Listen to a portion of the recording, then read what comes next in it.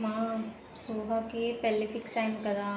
So పబ్లో party ఇస్తానంది వాళ్ళ night. వెళ్ళొస్తాను. ఏమీ అవసరం లేదు, పెళ్ళికి వెళ్ళు సరిపోద్ది. ప్లీజ్ అర్థం చేసుకో, అది నా బెస్టీ కదా. దాని పార్టీలకు కూడా వెళ్ళకుంటే నేను ఇంకెవరి పార్టీలకు వెళ్తాను చెప్పు. మూసుకొని ఉండు, లేదా పెళ్ళికి కూడా పంపని చూసుకో. ఏమనుకుంటున్నావు మా? ఇప్పుడేంటి, పంపిస్తావా పంపివా? నువ్వు పంపిస్తే ఏంటి, పంపించుకుంటే ఏంటి, నేనే వెళ్తాను. ప్రతిసారి పర్మిషన్లు అడగలుగుతుంటే మీకు అసలు నేను లోపు అయిపోయాను. ఇప్పటి నుంచి పర్మిషన్లు అడగకూడదని నేను డిసైడ్ అయ్యాను. ఓకే, నేను వెళ్తున్నాను, బాయ్. అంతేలేమ్మా, మా మాట ఎందుకు వింటారు? చిన్నప్పుడు అంటే చిన్నపిల్లలు కాబట్టి ఏం చెప్పినా వినేవాళ్ళు. ఇప్పుడు సంపాదిస్తున్నారు, బాగా డబ్బులు చూశారు. మా మాటలు ఎందుకు వింటారమ్మా? మీకు నచ్చింది చేసుకోండి.